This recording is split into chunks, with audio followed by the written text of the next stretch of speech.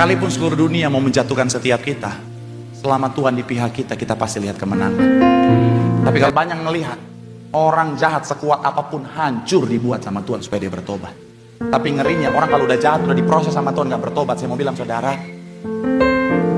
cara Tuhan bisa mengerikan saudara.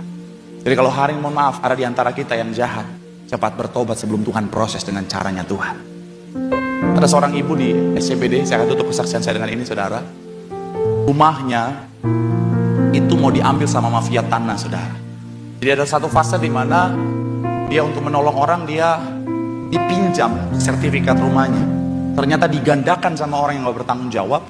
Dan akhirnya mau diambil dan dia mau diusir dari rumahnya sendiri yang sudah dia tinggali berpuluh-puluhan tahun saudara. Dan yang ngeri adalah pelakunya orang Kristen juga saudara. Dia udah kasih tahu, orang ini tetap ngeyel. Akhirnya cerita sama saya, kita doa terus menerus saudara. Berkali-kali tetap orang ini makin hari makin ekstrim saudara caranya. Singkat cerita ibu ini saudara, akhirnya doa terus, rajin doa terus. Pak, saya percaya Tuhan kasih kemenangan. Pak, saya berdoa Tuhan kasih kemenangan. Dalam kelelahannya saudara, dia doa, Tuhan tolong Tuhan, Tuhan tolong saya, Tuhan kasih kemenangan. Dan akhirnya di sebuah ibadah dia datang sama saya dan bilang, Pak, orang jahat itu dipanggil Tuhan dengan cara yang begitu mengagetkan saudara. Makanya jangan pernah jadi orang jahat. Karena gini saudara, sekalipun seluruh dunia mau menjatuhkan setiap kita, selama Tuhan di pihak kita, kita pasti lihat kemenangan. Tapi kalau kita jadi orang jahat, sekalipun dunia membela kita, kalau Tuhan lawan kita, pasti hancur.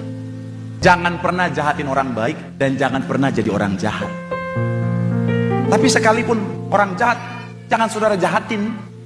Jangan, opa dia jahat, saya jahat balas. Jangan. Tetap jadi orang baik, betul toh? Tuhan aja bilang, kasihilah. Saya pernah ngalamin di mana orang jahatin saya, dan saya mau bilang saudara, saya memang pendeta, tapi dalam tubuh ini mengalir darah Manado saudara. Di dalam sakit hati saya bilang, Tuhan, boleh nggak Tuhan aku balas Tuhan? Sedikit aja Tuhan. Tapi Tuhan bilang sama saya, pembalasan bukan hakmu tapi hakku. Akhirnya cuma dia, oke lah Tuhan, ya mau gimana, harus taat. Tapi dalam proses itu saya lihat Tuhan yang membela saya. Kemenangan yang Tuhan anugerahkan itu jauh lebih luar biasa. Tetap jadi orang baik, kau akan melihat tangan Tuhan membela, memberikan kemenangan. Tepuk tangan yang paling meriah buat Tuhan.